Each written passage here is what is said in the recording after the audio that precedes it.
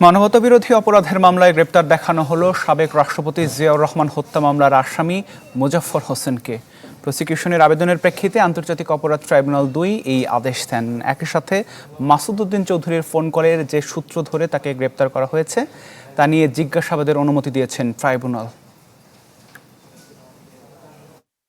111-এর অন্যতম কুশীলব সাবেক সেনা কর্মকর্তা মাসুদ উদ্দিন চৌধুরীর সাথে ফোনালাপের সূত্র ধরে দীর্ঘ ৪৫ বছর পর গ্রেপ্তার করা হয় সাবেক রাষ্ট্রপতি জিয়াউর রহমান হত্যা মামলার আসামি মোজাফফরকে। বৃহস্পতিবার সকালে যখন তাকে মানবতাবিরোধী অপরাধের মামলায় ট্রাইব্যুনালে হাজির করা হয় তখন অনেকটা নির্লিপ্ত ছিলেন মোজাফফর। এজলাসে ওঠানোর পরও চুপচাপ বসেই ছিলেন। জিয়া হত্যার একমাত্র জীবিত সাক্ষী এই মোজাফফর। এই সময় ট্রাইব্যুনাল জানতে চান মোজাফফরকে গ্রেপ্তার দেখাতে হলে আইন কি বলে। পরে জুলাইয়ের একটি মানবতাবিরোধী অপরাধের মামলায় গ্রেপ্তার দেখানো হয় মোজাফফরকে।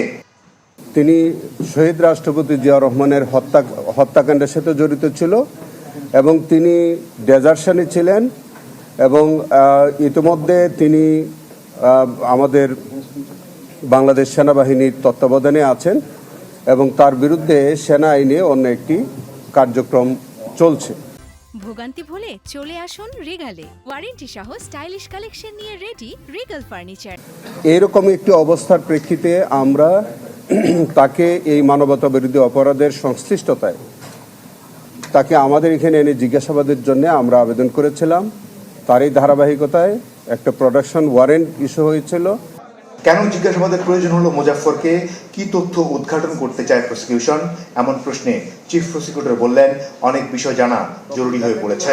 গত জুলাই আন্দোলনে যখন মানবতা বিরোধী অপরাধ সংগঠিত হচ্ছিল সেই সময় মাসুদ উদ্দিন চৌধুরী এবং সেই মোজাফফরের মধ্যে অনেকবার কথোপকথন হয়েছে এবং আমরা তথ্য পাচ্ছি যে তিনি এই ফ্যাসিস্ট সরকারের আমলে বহুবার আমাদের পার্শ্ববর্তী দেশে উনি যাতায়াত করেছেন। বাংলাদেশে এসে তিনি আত্মগোপনে থেকে এই মানবতা বিরোধী অপরাধে মাসুদ উদ্দিন চৌধুরী সহ সরকারের সাথে তার একটা সংশ্লিষ্টতা ছিল।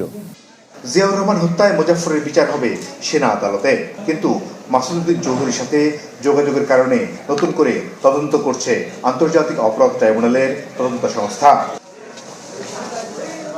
মাসুদুর রহমান, চ্যানেল 24, ঢাকা।